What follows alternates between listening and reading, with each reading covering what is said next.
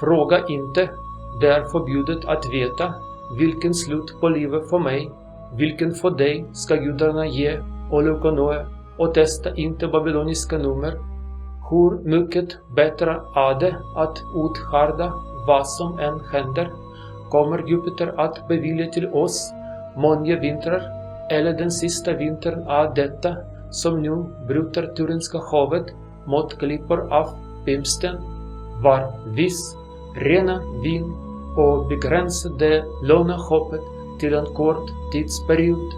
Medan vi pratar, flyger undan den illvilliga tiden, fånga dagen så lite som möjligt, lite naivt på framtiden. Är det inte förvånande att orden carpe diem som användes i århundraden som ett uttryck för glad optimism härrör från en dikt som låter så allvarlig, även tragisk? Denna dikt skrevs 2040 år sedan, när Horatius var 42 år gammal. Det var inte hans sista vinter. Jupiter gav honom 15 år mer, men han faktiskt dog på tröskeln till en vinter på den 5:e dagen före kalendrarna i december av året 748 från stadens grundläggning, eller som vi säger det idag, den 27 november i det 8:e året före Kristus.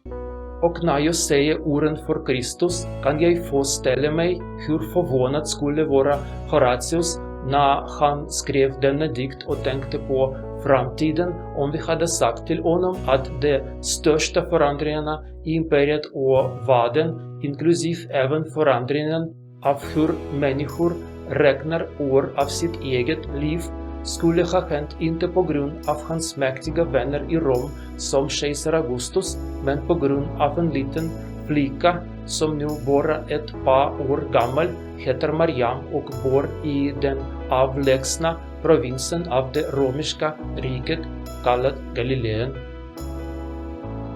När jag läser denna dikt på latin är jag alltid förvånad över att vi ser dessa ord exakt som miljontals människor har läst dem i tusentals år.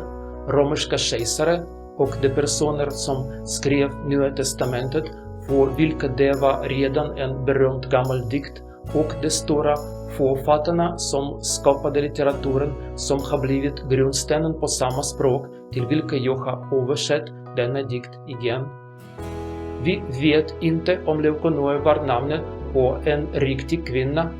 På grekiska betyder det vitt eller rent sinne, där leukos betyder vitt eller rent som i orden leukociter, vita celler, eller leukemi, vitt blod, och nous betyder sinne, intellekt, som i orden kognitiv eller gnostiker, och namnet matchar helt och hållet rådet att hålla våra sinnen rena från problem och bekymmer, som om vi filtrerade sediment från vin, och att njuta av varje dag som det är, eftersom vi aldrig vet vad framtiden kommer att medföra. Tune quasi ris, sirene fas, quem mihi quem tibi, finem dide derint, Leuconoe, nec Babylonios, temptaris numeros, ut melius, quid quiderit pati, seu plures hiemes, seu tribuit, Jupiter ultimam, quenunc oppositis, debilitat, pumicibus mare, turrenum sapias, vina liques, et spatio brevi, spem longam reseces, dum loquimur, fugerit invida, et ascarpe diem, quam minimum credula postero.